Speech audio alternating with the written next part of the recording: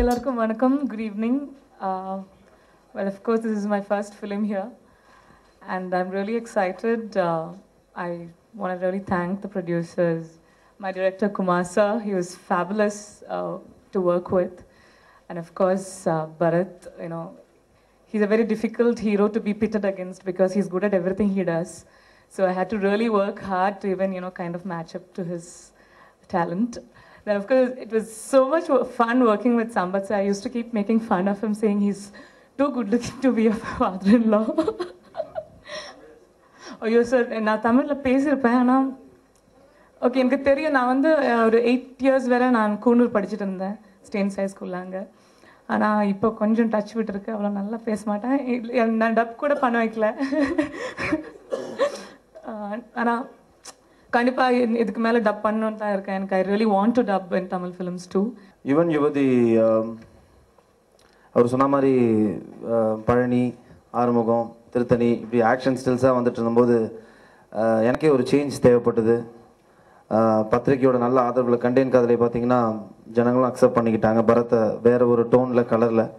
So அப்போ தான் வந்துட்டு நினைத்தாலே நிற்கும் ரிலீஸ் ஆகி ரொம்ப நல்லா போச்சு. ஸோ குமார் சார் வந்துட்டு கதை சொன்னார். ரொம்ப கலர்ஃபுல்லான ஒரு யூத்ஃபுல்லான இன்னைக்கு உள்ள யூத்துக்கு நடக்கிற ஒரு பிரச்சனை தான் யுவன் யுவதி.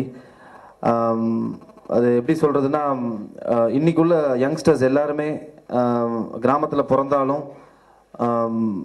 எங்கேயோ வெளிநாட்டில் போய் செட்டில் ஆகணும், படித்து படிப்பு 4 பேரை சேர்க்கறதுன்னு நினைப்பாங்க. பட் ஆனால் படிப்பு 4 பேரை பிரிக்குது அப்படிங்கிற ஒரு கான்செப்டை வச்சு அப்பாவுக்கும் பிள்ளைக்கும் சம்பத் சார் தான் வந்துட்டு அப்பா பண்ணியிருக்காரு. இந்த இந்த யூத்துக்குள்ளே நடக்கிற ஒரு பிரச்சனை, அப்பாவுக்கும் பிள்ளைக்கும் உள்ள பிரச்சனை, அதில் ஒரு ஹீரோ வந்துட்டு ஹீரோவோட லவ் இன்ட்ரெஸ்ட் என்னோட காதலியாக வந்துட்டு ரீமா பண்ணியிருக்காங்க. வெரி இன்ட்ரெஸ்டிங்கான ஸ்கிரிப்ட். இப்போ சொன்ன உடனே ரொம்ப கலர்ஃபுல்லாக யூத்ஃபுல்லாக எனக்கு நினைத்தாலே நினைக்கும் ரொம்ப பிடிச்சிருந்தது அவரோட மேக்கிங் ஸ்டைல். ப்ளஸ் எங்களோட டீம் பார்த்திங்கன்னா ரொம்ப ஒரு யங்கான டீம். கேமரா கோபி, இளையராஜா, அப்புறம் ப்ளஸ் இந்த விழாவின் நாயகன் விஜய் ஆண்டனி, அவரோட பல பாட்டுகளுக்கு நானே வந்துட்டு பெரிய ஃபேன். பரத்தை பற்றி நான் பேசி ஆகணும். ஒரு இந்த படத்துக்கு பண்ணுறதுக்கு முன்னால் எனக்கு ஆக்சுவலி எனக்கு வந்து பரத் ப்ளஸ்ஸும் மைனஸ் எதுவுமே எனக்கு என் காதுக்கு ரீச் ஆகலை. பரத்தை பற்றி ஒரு ஆக்டராக பார்த்துருக்கேன், ஒரு 6-7 படத்தில் பார்த்துருக்கேன், அப்படின்னு நிறைய படத்தில் பார்த்துருக்கேன். அதில் வந்து எனக்கு சில படம் பரத் பண்ண படம் பிடிக்கும், சில இதெல்லாம் பிடிக்காது.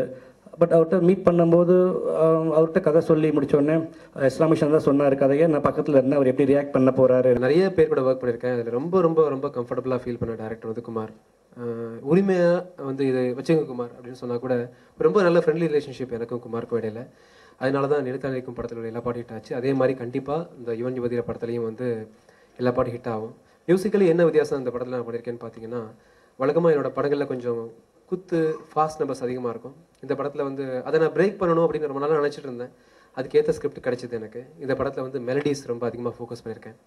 24 மணி நேரம்னு ஒரு பாட்டு, உன் கண்ணை பார்த்த பிறகு ஒரு பாட்டு. குமார் வந்து இந்த படத்தை எனக்கு இந்த ஸ்கிரிப்ட் சொல்கிறச்ச குமாரும் ஃப்ரான்சிஸ் வந்து பேசுகிறச்ச நான் யூஸ்வலாக எல்லா படத்தையும் நான் எப்படி அந்த படத்தில் இருப்பேனோ யோசித்து பார்ப்பேன்.